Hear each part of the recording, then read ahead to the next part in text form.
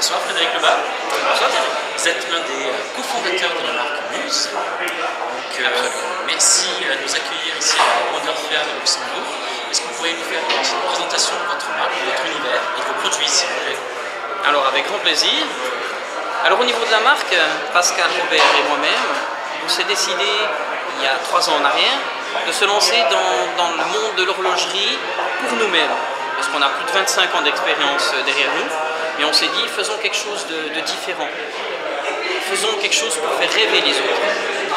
Inspirons les gens quand ils regardent leur montre. Et quoi de mieux pour inspirer les autres que d'appeler sa marque Muse. Par rapport à ça, on s'est dit, ok, qu'est-ce qu'on peut offrir aux clients pour la meilleure valeur ajoutée possible? Ben, prenons les meilleures matières qui soient.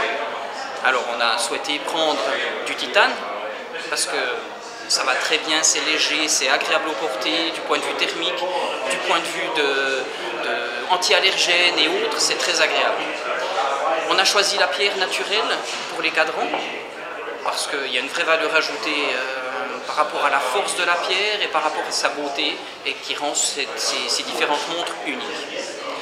On s'est décidé par rapport à un mouvement automatique, parce qu'il y a le côté nature également, que c'est nous qui faisons vivre nos montres, on les porte et elles vivent.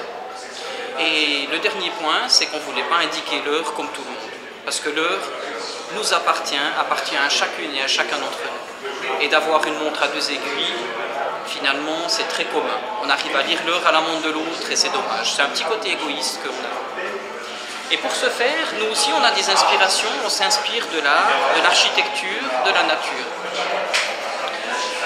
Si je rentre dans les modèles de 44 mm, on s'est inspiré pour celui-ci de l'architecture ainsi que le côté nature.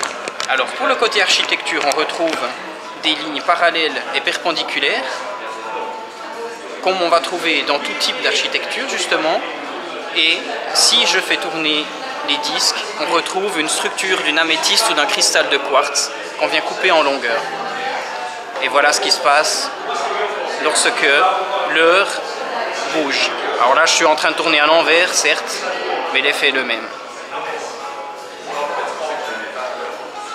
Pour ce modèle, le Kirian, on s'est inspiré de l'art celte. On est sur une boîte toujours en titane, mais avec un traitement PVD noir. Le cadran noir est en onyx.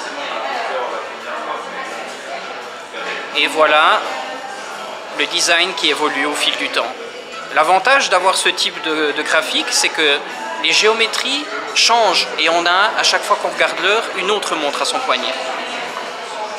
On a voulu pousser assez loin et on a fait notre mouvement automatique couleur noire avec des dorages 5N. Cette pièce ici, le modèle Kagura, boîte titane également, c'est des boîtes en 44 mm, je ne l'ai pas dit tout à l'heure.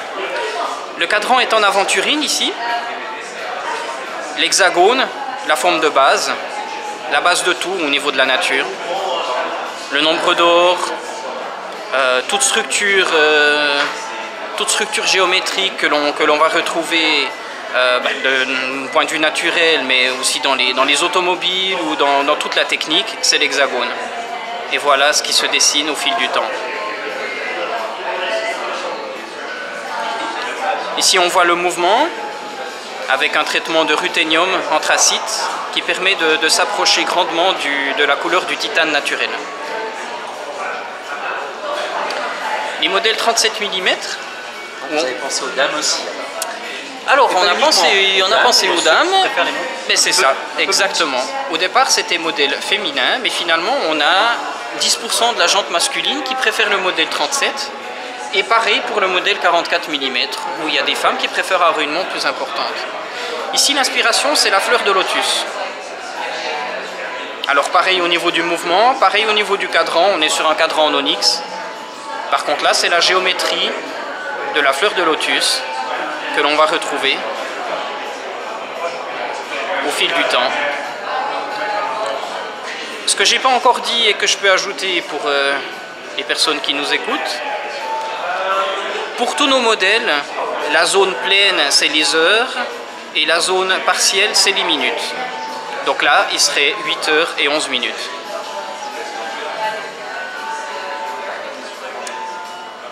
Ici, on est sur le modèle Tanura,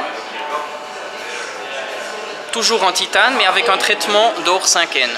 Traitement qui a été réalisé par la technique PVD. Le modèle Tanura, voilà ce qui se dessine au fil de l'heure. Donc là, il serait 7 heures moins 7, donc 6h53. 7 heures, 7h01, etc. Et le dernier modèle, intéressant quant à sa géométrie également, c'est que l'inspiration là, c'est l'univers, carrément. Les géométries qui sont là, c'est pas autre chose que la trajectoire de Vénus et de la Terre autour du Soleil.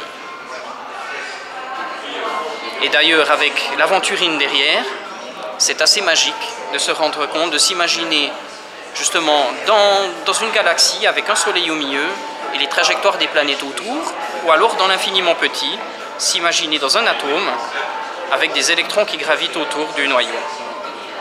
Et voilà ce qui se dessine. D'ailleurs, ce modèle-là, Thierry, vous le connaissez bien. Tout à fait. Il équipe quelqu'un que je connais bien. Voilà. Et en voyant toutes ces inspirations, quelles sont les limites de votre inspiration? Est-ce que vous en voyez? Non, pas outre mesure. Le créateur vient d'arriver. Celui qui a le plus d'idées. Viens me rejoindre, Pascal. Bonjour Pascal. Ouais, bonjour. Donc, bravo pour ce que vous avez réalisé. Et donc, je répète ma question. En termes d'inspiration, vous êtes allé un petit peu dans l'architecture, dans ce qui se passe en termes de phénomènes naturels.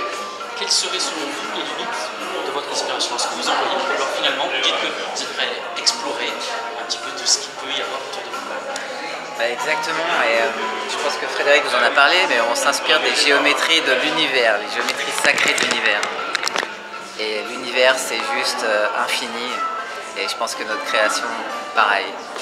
Et je ne sais pas si tu en as parlé, Frédéric, mais on a vraiment de belles surprises, de beaux projets à venir. D'accord.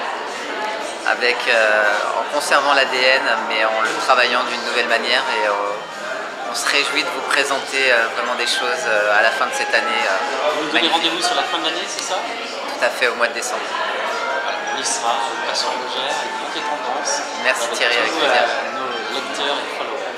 Avec plaisir. Merci beaucoup. Merci.